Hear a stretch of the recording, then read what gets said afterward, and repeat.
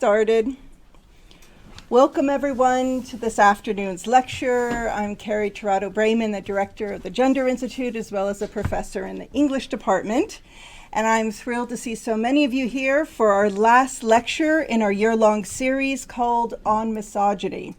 A year ago, Kate Mann kicked off the series discussing her book, Down Girl, The Logic of Misogyny. And in that book, she says early on, in a section called Regrets, that the biggest omission in this book is a discussion of transmisogyny. This is a deeply important, indeed urgent issue, Mann writes, given that trans women and trans women of color in particular are an extremely vulnerable population in the US and in the world today. Like the term misogynoir, which Moya Bailey coined in 2010 and which she discussed here last month, transmisogyny refers to the intersectionality of hate, and more specifically, the intersection of misogyny and transphobia, especially as experienced by trans women and trans feminine people. This term, which was coined by Julia Serrano, invites us to look at misogyny not only as the oppression of women, but also of femininity, which when expressed by any gender. So to discuss this term, its significance, and its many layers of meaning, I am delighted to introduce to you today one of the founders of the field of transgender studies, Professor Paisley Currah. He teaches political science and women and gender studies at Brooklyn College and the Graduate Center of the City University of New York. He is currently the internal endowed chair of the Women and Gender Studies program at Brooklyn College. He has written widely on topics related to transgender rights, sex reclassification policies, and feminism. With Susan Stryker, he founded the journal TSQ, Transgender Studies Quarterly, and he co-edited with Shannon Minter and Richard Wang, Transgender Rights, which won the Sylvia Rivera Award in Transgender Studies and was a finalist for a Lambda Literary Award. Professor Currah was a founding board member of the Transgender Law and Policy Institute and has advocated for transgender rights at all levels of government. And you can read some of this testimony at the website transgenderlaw.org. Professor Currah has a book forthcoming with NYU Press called Sex Is as Sex Does, Transgender Identities, Sex Classification, and the State, which begins with the fundamental premise that the state is not a singular unified entity, but a multitude of agencies, courts, and legislatures whose practices frequently contradict each other. What draws me to Professor Currah's work is that he thinks like a theorist, but is ultimately concerned with policy. The transgender community, he writes, needs valid, reliable social science research to provide evidence in order to challenge bureaucratic policies and legal decisions that discriminate against transgender people. As a result, he writes with real conviction, precision, and argumentative clarity because so much is at stake. In addition to his scholarship, I also appreciate Professor Currah's blog, and particularly the entry he posted in response to the Brett Kavanaugh hearings a year ago, entitled, "Take a Seat, Mr. Feminist Man." He poses the question, what role should men play, including trans masculine folks like himself, in the era of Me Too? He cringes at the holier-than-thou mansplaining of trans men to cis men on social media, as if trans men are feminist angels. Instead, he argues trans men have to recognize the social power that masculinity confers. So what is needed is humility, not hubris. The cutting-edge work is being done by Paisley Currah is extremely valuable, and we are very fortunate to have him with us today. So please join me in welcoming Professor Currah to Buffalo. Lots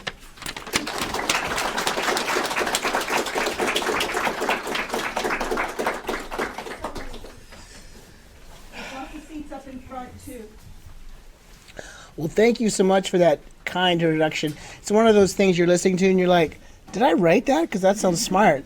But it's always sort of slightly mortifying to hear yourself introduced because it sounds grander It sounds grander and smarter and altogether better than I actually am. Anyways, but I actually really am delighted to be here today, and I'm delighted to be in a series that featured Kate Mann and Moya Bailey, because both of those people's work I really draw on. I don't think I'm going to talk about Kate Mann today because I've just collapsed it a little bit, but I think it's a very impressive series. So I'm just going to start in, and I'm going to start talking about this term transphobia. So in 2013, almost 10,000 people signed a Change.org petition asking the editors of the Oxford English Dictionary to add the term transphobia. Because, if the OED has it, then it's a real word. And in the petition, they defined transphobia as an extreme and irrational aversion to transsexuality and transsexual or transgender people. And a few months later, the Oxford English Dictionary did add the word, though it's unclear if they added it as a result of this petition or they were going to add it anyways. They were certainly not say they responded to a petition. The OED noted that the word had emerged in the 1990s, and they toned the definition down to mean dislike or prejudices against transsexual or transgender people. So extreme hatred goes to dislike. So similar to its cousin word homophobia, transphobia designates the fear of transgender people, just as homophobia signifies the fear of homosexual people, and arachnophobia means the fear of spiders. A phobia, of course, carries the taint of the pathological. It's irrational. And given the long histories of pathologizing queer and trans people, describing us as ill and as deviants, it's a powerful example of an effective counter-discourse, turning those who did the pathologizing into the pathologized. And, as a neologism, transphobia is remarkably efficient as a word. It identifies the group harmed, transgender people, and the emotions that fuel the discrimination and violence, fear, hatred, moral indignation. Its logic is as powerful as it is simple. Transgender people are harmed because transphobia is present. When we are not harmed, it is because transphobia is absent. So transphobia then lines up neatly with identity politics as it's currently conceived. A group previously disparaged and defined by a singular identity category.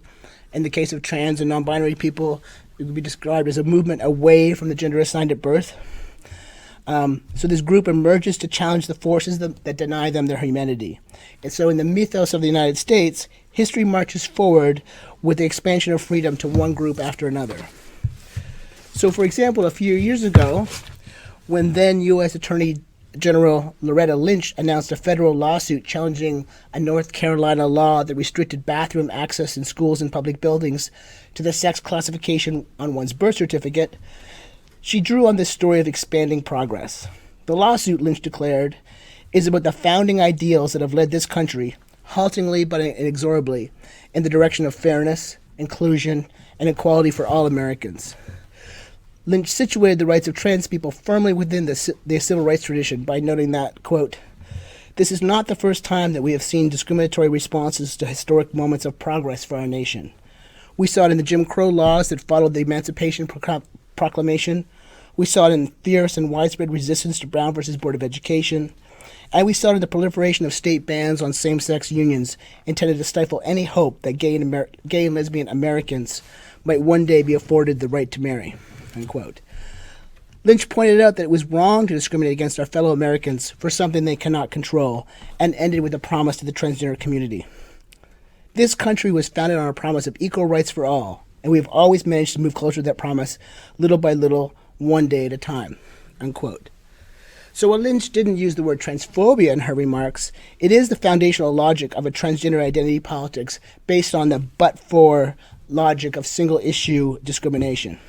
So this would be pretty much the opposite of intersectionality.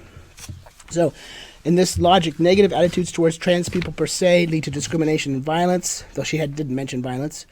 Thus, the bathroom law in North Carolina, the law that set in motion the lawsuit that Lynch was announcing, is a manifestation of transphobia.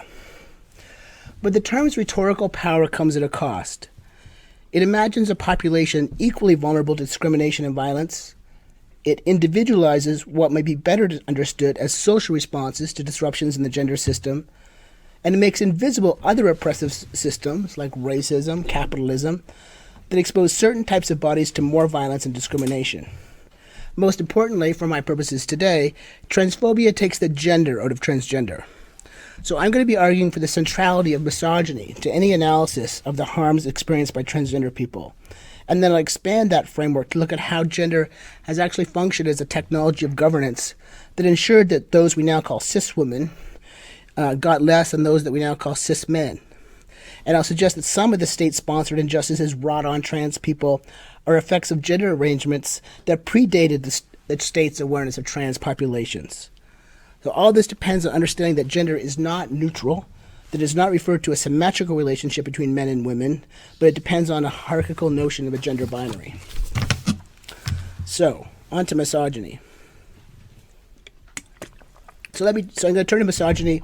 As you know, it's generally defined as the hatred against women, and I really like what Kate Manne does with misogyny, defining it as kind of the enforcement bureau of sexist ideology. So sexism is a belief system, and misogyny are actions and behaviors that kind of police people who step outside that belief system. But I'm not going to spend much time on Manne today. So as Carrie pointed out, in 2007, Julia Serrano put forth this new term, transmisogyny, which she distinguished from transphobia. She wrote, "When a trans person is ridiculed or dismissed not merely for failing to live up to gender norms, but for their expressions of femaleness or femininity, they become the victims of a specific form of discrimination, transmisogyny. When the majority of jokes made at the expense of trans people center on men wearing dresses or men who want their penises cut off, that is not transphobia, it is transmisogyny. When the majority of violence and sexual assaults committed against trans people is directed at trans women, that is not transphobia, that is transmisogyny," unquote.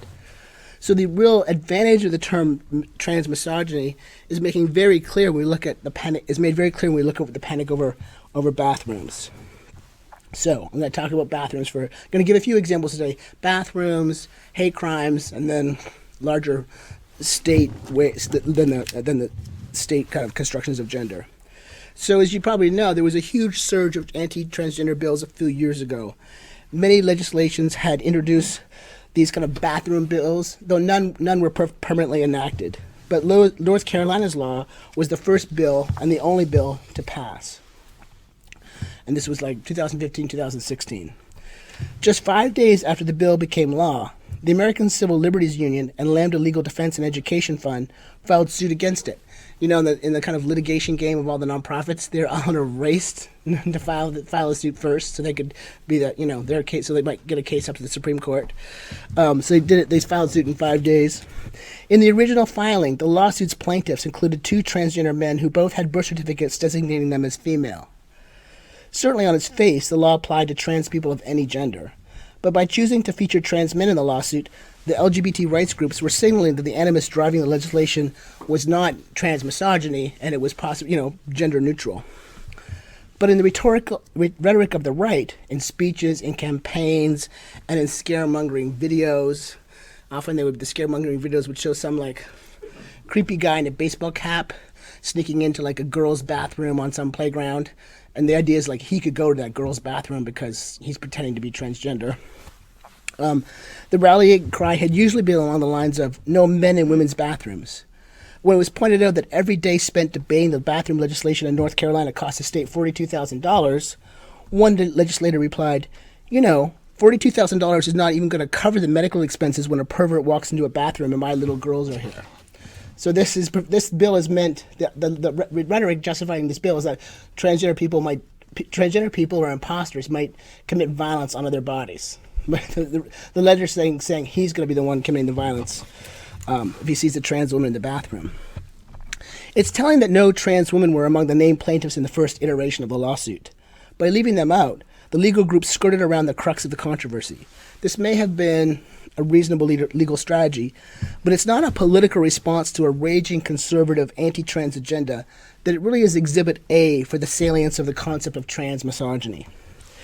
So transmisogyny, unlike transphobia, is not gender neutral. But just as transphobia was evacuated of gender, given the implicit norm of whiteness, some people have taken Serrano's and others' construction of transmisogyny as erasing how gender is also always racialized. For example, Elias Cosenzo Krell observed that we are living in a moment in which it is common practice among trans activists and sympathetic media to outline trans vulnerability in the following way. We need to care about trans lives, especially trans women's lives, especially trans women of color's lives. Krell questions the straightforwardness of a trajectory of vulnerability from the categories trans people to trans women of color, and he suggests that the key aspects of race and class supremacy are elided within it. So we have there's misogyny, transmisogyny, and then maybe thinking about how misogyny can be understood as a racialized concept. So that brings us, though not chronologically, to I stumble over it, misogynoir. I can't really do the portmanteau in two different languages. Coined by critical race, feminist, and disability studies scholar and activist Moya Bailey around 2010, and popularized online by writer, womanist, and artist Trudy, misogynoir describes the co-constitutive, anti-black, and misogynistic racism directed at black women, particularly in visual and digital culture. The term is a combination of misogyny, the hatred of women, and noir, which means black, but also carries film and media connotations. It is a particular amalgamation of anti-black racism and misogyny in popular media and culture that targets black, trans, and cis women. So misogynoir aptly describes the epidemic of discrimination and violence experienced by black trans women. And because Bailey defines the term as applying both to cis and trans women, it seems unnecessary to add a trans prefix, though some have, using the term trans misogynoir. However, since Bailey is very clear that misogynoir doesn't apply to all women of color, she thinks it's really important to kind of locate the historical experience of black women, which makes sense. She talks about we need to have other frames to talk about misogyny against other women of color. We need analogous terms or frames that can be used to delineate how misogyny is itself constituted by race and class. So misogynoir and other concepts that emphasize racialized misogyny help us understand trans women of color, or how trans women of color are so much more vulnerable to violence and harassment. And there's a secondary violence that trans women, especially trans women of color, are subject to. Violence against transgender women, and again, the victims of this violence are very disproportionately women of color, has been most often narrated as violence against transgender people. And the cause of that violence is narrated as transphobia. The most obvious example of this synecdoche, in which has trans women of color standing for the entire collective of trans people, is Transgender Day of Remembrance. On every November 20th, communities come together, in person or online, to memorialize all the known murders of transgender people. Originally, this was organized on our website called Remembering Our Dead, and then it morphed into the Transgender Day of Remembrance. The original Remembering Our Dead site used to inventory the chosen names of the murdered people, as well as their pictures when possible. And the TDOR website is now an international project, listing the dead by country. In the U.S., in 2017, 24 names appear. The mission of the Transgender Day of Remembrance, according to their website, is to memorialize those who were killed due to anti-transgender hatred or prejudice.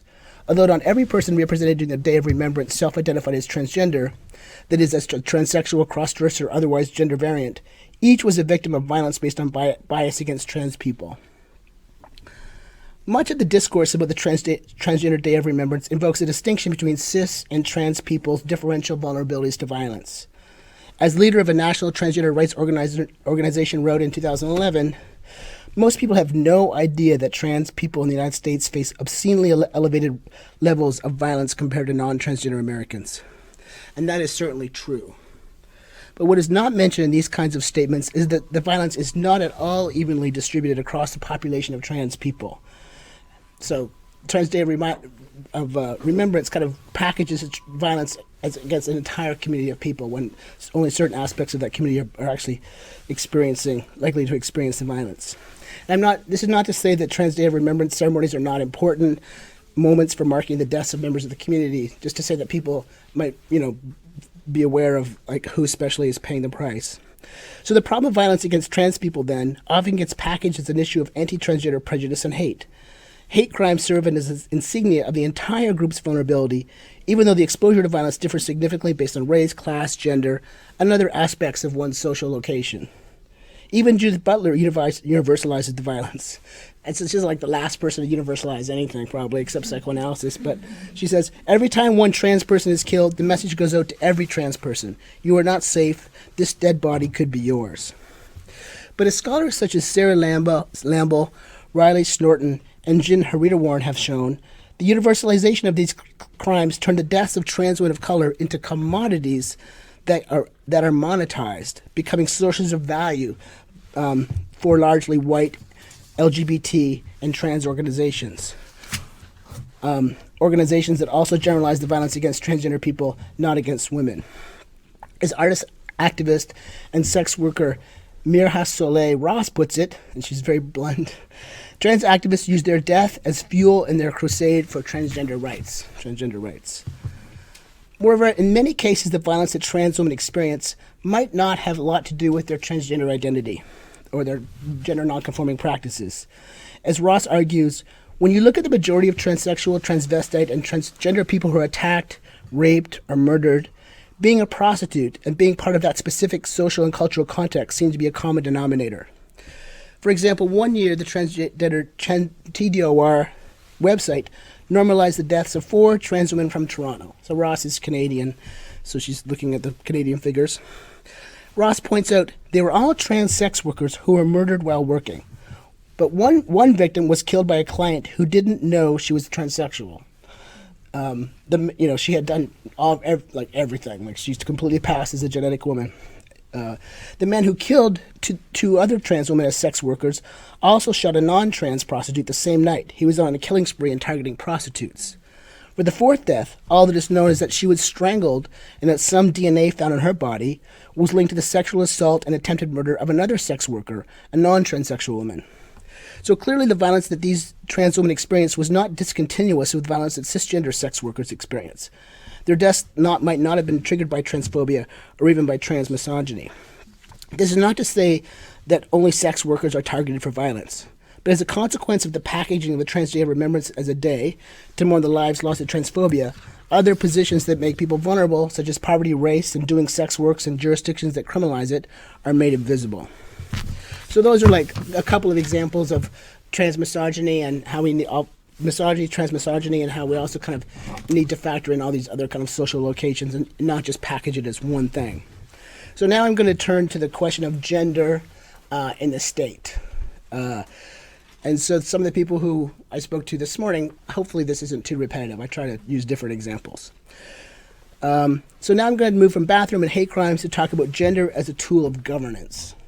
Because gender has been established by states, and by established I mean that the sex binary has been regulated and enforced by the state, because sex binary is hierarchical and functions to disadvantage women, misogyny is also operating here. So my interest in gender as a tool of governance focuses on the question of sex classification. The question I ask is this: why are there different rules for people who want to have the M or the F on their government record reclassified? When someone wants to change the sex mark on their document to M or F, or more recently non-binary, some agencies allow it and others do not. The agencies that allow it usually require different evidence different evidence of gender transition. So some places might require a doctor's letter, some might require an affidavit, some might require certain signs of body modification, some might require nothing except self-avowal. So it's like even the places that do allow people to change their name have different kind of metrics for sex classification. So how is it possible the same individual could be classified as M by one state agency and F by another? When some individuals cross borders, walk into a government office to apply for benefits, get a driver's license, go to prison, sign up for selective service, or have any interaction with a state agency, their sex classification can switch from male to female, from female to male, and even in a handful of jurisdictions and situations from M to F to non-binary. Even within a single jurisdiction, almost every particular state agency, from federal to municipal, has the authority to decide its own rules for sex classification. So when these agencies decide their own rules, they just kind of like make it up. And what's interesting, this is getting to the kind of particularities of administrative law. Usually when an agency makes a rule, they have to kind of announce it, get some public comment, and then formalize it, because the rule is interpreting some legislation. But for a long time, sex was considered in the category of housekeeping words that like aren't important enough to require the rulemaking process, because everybody knows what sex is. You just have to write it down. So sex didn't even have the protections that the Administrative Procedures Act gives other rulemaking questions. So because it's so important. And to complicate matters even more, both state and federal judges have found that one sex classification for some social functions may not hold for others. The lack of a universal standard for classifying people as male or female means that some state agencies will recognize the new sex of people who change it, while others will not. For most people, those many refer to as cisgender, this lack of uniformity doesn't present a problem. Like you're not really thinking about it when you get your different identity documents. When cisgender people get their different identity documents from different, like you always have the same marker, and that seems unremarkable. But actually, it is kind of remarkable, because it's different. You're fitting into the classification systems of different entities. So, for example, homeless shelters have different rules in the U.S. military. The Social Security Administration has different rules than prisons. Prisons have different rules from jails. Prisons in different states have different rules from each other. Federal prisons have different rules than state prisons. Driver's license policies used to be very different than birth certificate policies, and many still are in many states. A trans woman in New York City could be housed in a women's homeless shelter, be arrested and segregated with women in the city jail, but if she was convicted of a crime and sent upstate, she would most likely be incarcerated in a men's prison. Activists and researchers have decided that the answer to this question is pretty straightforward. It depends on the presence or absence of transphobia. That is, at some agencies, policymakers treat transgender people with dignity and respect, and in other agencies, they don't.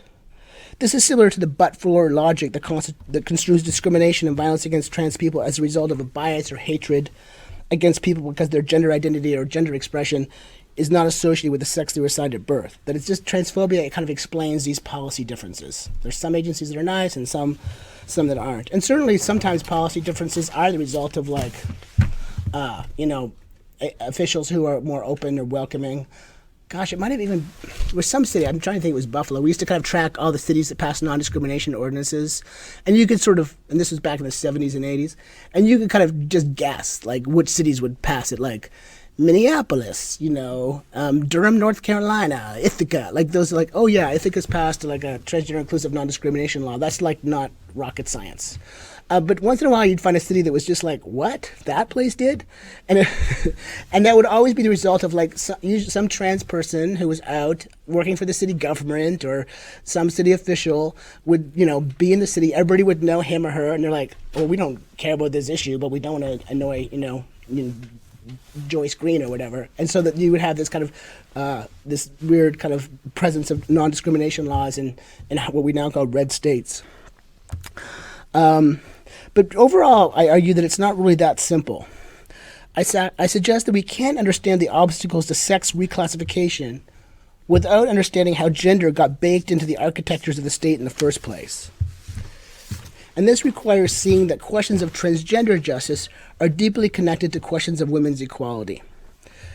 So like the proverbial ships passing in the night, investigations about states and sex definition have not, for the most part, been in conversation with research on gender and distributive justice.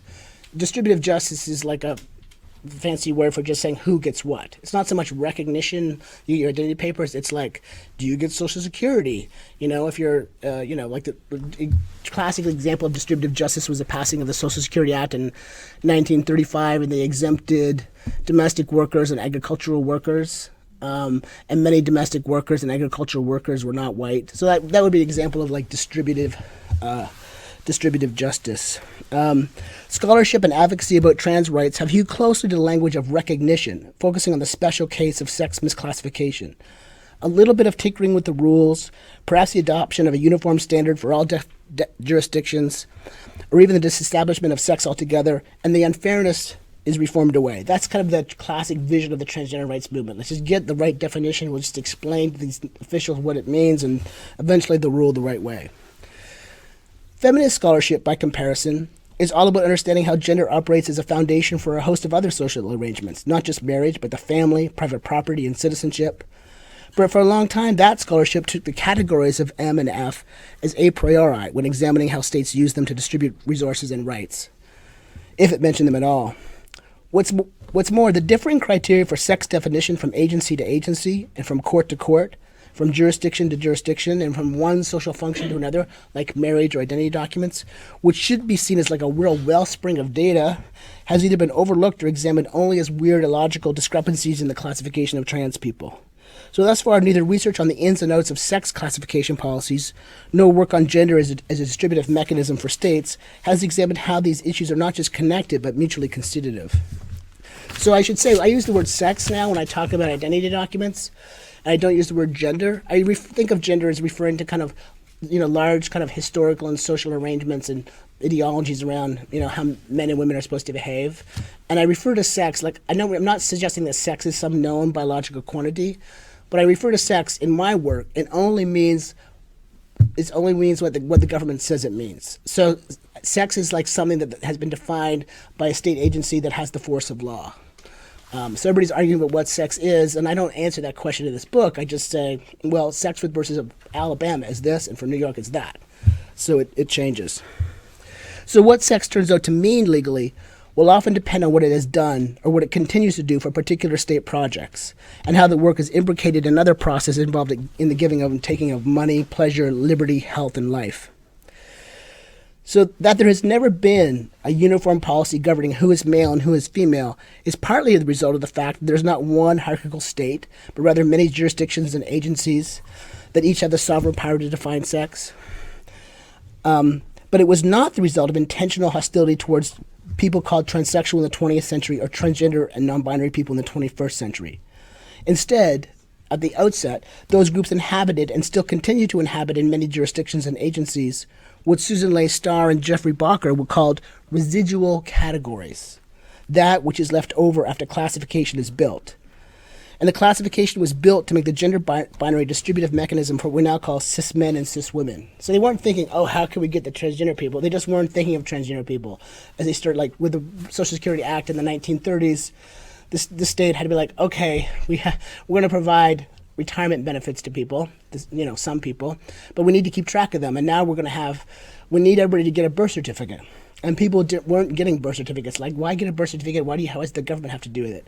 So birth certificates kind of came along. They had always been around, but birth certificates became mandated if you wanted to collect your Social Security benefits. And as a technology of government, birth certificates, which are always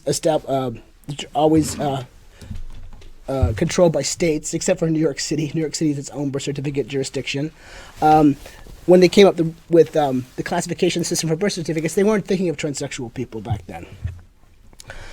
So the obstacles that trans people faced with regard to sex classification were effects of gender-based oppression. In European and later American legal traditions, gender difference was established with laws that limited the rights and resources available to women. From coverture to inheritance laws, to the inability to vote, to exemptions in the criminal sphere for marital rape, the laws distinguishing between men and women illustrated how deeply patriarchal norms were incorporated into state structures.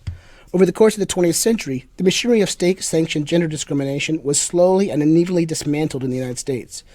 By the turn of this century, states still distinguish between men and women in a few areas, basically registration for selective service, combat roles for the military, in facilities traditionally segregated by gender, obviously in restrictions on abortion rights, and in laws that limited marriage to heterosexual couples. But in the first decades of this century, the combat rules were opened. A bill introduced to the Senate in 2016, and it's probably been introduced to the section in 2016, mandated that women also register for selective service. It actually garnered a considerable amount of bipartisan support. And in 2015, the Supreme Court decided the state institution perhaps most responsible for maintaining gender subordination, marriage, could no longer be limited to opposite-sex couples. Though the rationale for the decision wasn't about gender equality, it was about Justice Kennedy and writing on about sexual orientation and all that sort of stuff.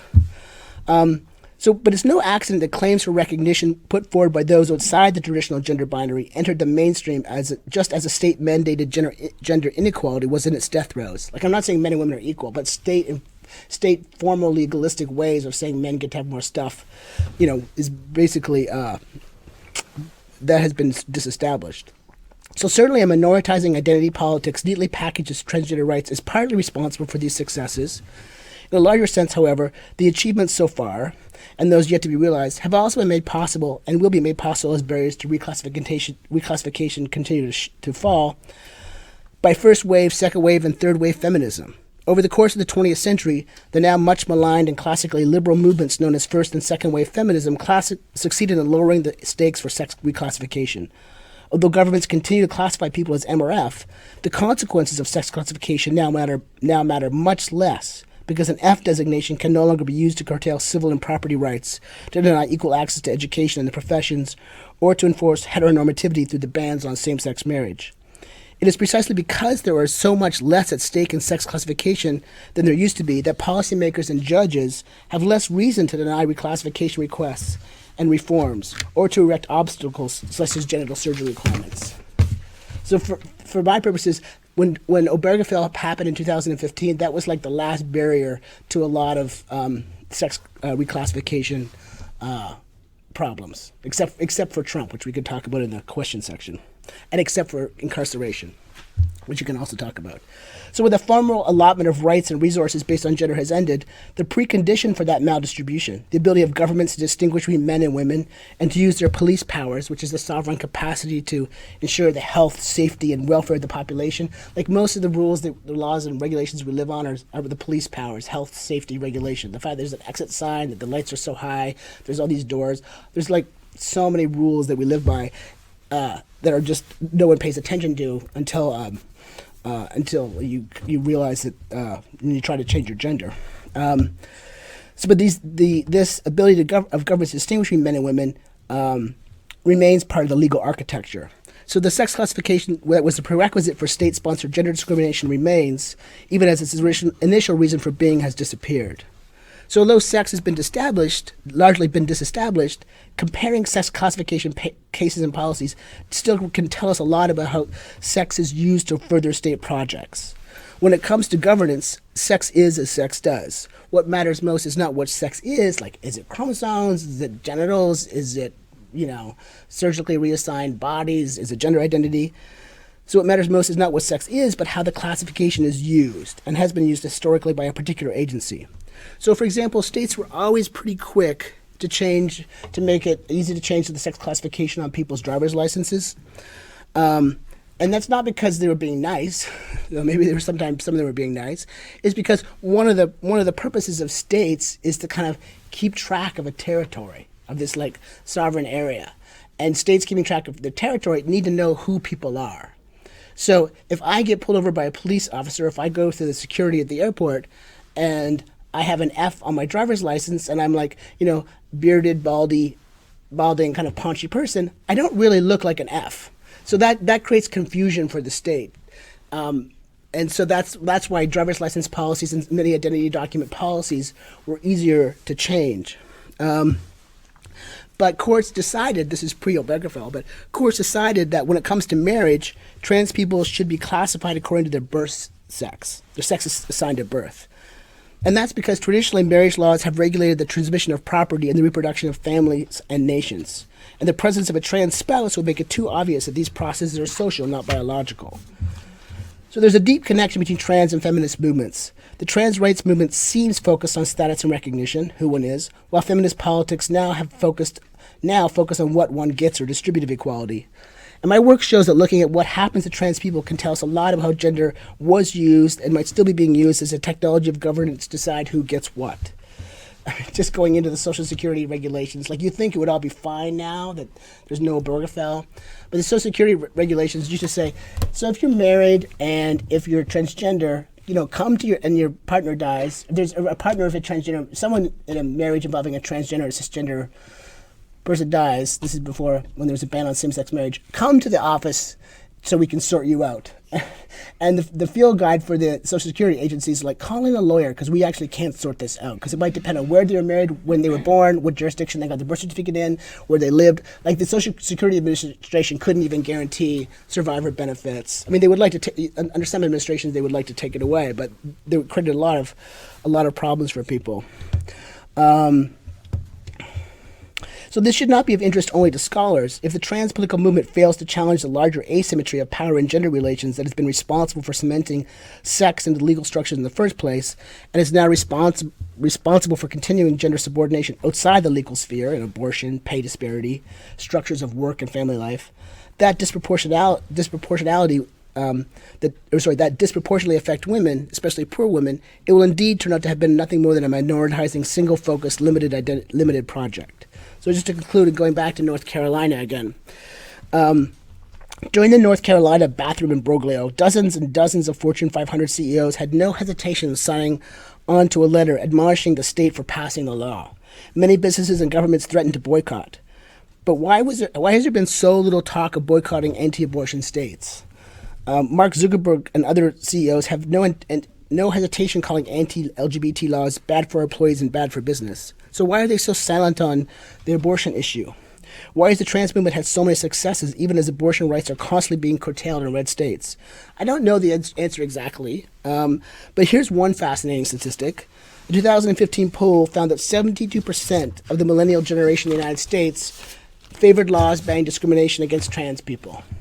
But only 55% of that generation said abortion should be legal in all cases, or some cases. So 22% thought abortion should be legal all the time, and 33% it should be legal some of the time.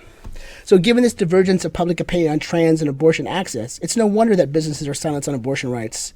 But how do we get to this point? What happened? It's as if second-wave feminism was surpassed by the next wave before it could realize its goals, eliminating or radically reorganizing the economic structures targeted by Marxist and socialist feminists, and institutions and norms targeted by cultural and liberal feminists responsible for the subjugation of women. Right, I'm going to just skip this stuff, but the second wave was always bound to fail just because of the way it kind of constituted the category of women. It couldn't kind of do all that it hoped to do. But I just want to talk a little bit talking about gender asymmetry. Let me just provide a little background on how transgender has come to mean what it means. So by the late 1990s, the division between what Jay Prosser called the transsexual who literizes gender, like born in the wrong gender body, and the transgender who deliterizes it, like it's more challenging gender, has been resolved. Transgender emerged as a conceptual victor. The very plasticity of the term transgender meant that it could accommodate specificity of all kinds, including round-body trans people, non-binary people, lots of different ways of doing gender under this kind of plastic term transgender. So at this point, transgender emerges as a device to represent or contain all the many different forms of gender nonconformity extant at any one time in any one place. The political function of the label, then, was to aggregate all these disparate ways of being together in order to constitute a group organized around a coherent politics of identity. And that's been very successful.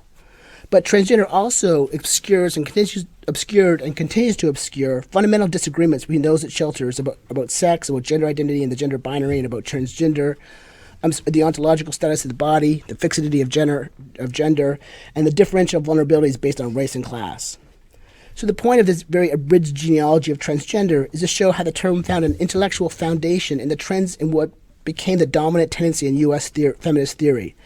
Just as transgender superseded transsexual by absorbing it, the notion of gender went out of the conceptual frame of sex difference. Rather than seeing sex-gender as a binary structure structured by the symbolic, as in French psychoanalysis, or by the somatic, as in American radical feminism, what was then called postmodern feminism has, as Rita Felsky put it in 1996, sought in different ways to break out of the prison house of gender by reconceptualizing masculinity and femininity as performative, unstable, and multiply determined practices. The fixed sexual binary was replaced in feminist and trans theory by gender fluidity and multiplicity, endlessly proliferating gender differences. And of course, with that approach, the binary became a continuum, and eventually an embarrassment, and sex was absorbed into gender. So obviously much was gained with moving away from the centrality of the sex-gender binary. The sex difference framework had established that binary as universal, ahistorical, and primary, and as a consequence, analysis focused on race, class, and other intersectional social locations were pretty much impossible. Gender provided a theoretical home for queer and transgender subjects that sexual difference mostly could not. But one crucial tool was lost: the emphasis on asymmetry. A gender theory that observed and enabled a multiplicity of differences could no longer say much about women's subordination in the parlance of the second wave. So what are the consequences of this shift away from the gender binary and toward gender pluralism? Well, for one thing, misogyny disappeared for some time from our political lexicon. For example, it's certainly right to demand that the providers of reproductive health services use trans-inclusive language. But if the political fight about abortion restrictions were to be prosecuted in gender-neutral language, it would make it much harder to understand the restriction and possible ending of abortion as part of the war on women. There was a big to-do a couple years ago with Katha Pollitt and other people in the nation. So obviously, reproductive rights and abortion services, they have to be gender-neutral. They have to talk about being gender-neutral. But we also have to be able to talk about abortion as like misogynist, the attack on abortion as misogyny. So with the rejection of a binary organized around sexual difference and the concomitant inability to acknowledge asymmetrical gender power relations, we risk losing the ability to examine how gender still matters in the unjust distribution of resources and how one's position toward the feminine end of the continuum, if not the binary, still has effects. Instead, the agenda becomes a demand that all form of gender difference be included and recognized, which is something, I do agree with. So this is all well and good and necessary and important. But it has its drawbacks. In my own intellectual history, I've suggested that gender pluralism should be the goal of trans movements for equality. I saw the idea of gender pluralism as a move away from identity-bound rights discourse and making room for both a critique of the medical model, in which transsexuality is seen as merely reinscribing gender, and a critique of the critique, in which transgender as it's been absorbed into queer theoretical projects becomes a new revolutionary class. I thought of gender pluralism as an arrangement in which transsexual and genderqueer narratives would not cancel each other out. My approach was, I have to say, necessarily liberal in that it centered quests for recognition of trans communities and subcommunities and genres. But now, however, it's become clear that this sort of gender pluralism and the reconstructed autonomy that attends it resonate deeply with a neoliberal ethos that has begun to value gender-diverse people as potentially valuable forms of human capital. In this vein, Jasper Puar describes a new transnormative body, one predicated not on passing but on piecing, galvanized through mobility, transformation, regeneration, flexibility, and the creative concocting of the body. And the new metrics of diversity, no one under the so-called transgender umbrella, regardless of the form their gender nonconformity takes, should be locked out of the market. As a form of human capital, gender nonconformity is something we can attend to, invest in, and turn into a commodity. So in the move to gender pluralism, the gender multiplicities of becoming, the sex-gender binary is necessarily displaced by the narrow legal construction of gender neutrality. So we get back to thinking about the ACLU brief in the bathroom case, where they just think, I'll just throw some trans men. Then we just found 2 trans men quickly. That's fine. As a result, even situations that aren't at all gender neutral are treated as if they were. So I'm not suggesting that we rehabilitate the sexual difference framework in its entirety. Any conceptual framework from the sex-gender binary to the transgender-cisgender binary risks ossification, risks turning what had been a provisional and generative idea into a methodological imperative that over time obscures more than it reveals. Plus, I'm too old a dog to start reading Lacan now, and I'm not interested in going back to the radical feminists, or heaven forbid, trying to convince the TERFs of anything. But I do think that in particular moments and circumstances, we need a transgender feminist approach that is not gender-neutral, that dares to identify asymmetry when it sees it. Bringing misogyny back in is essential to that project. Thank you.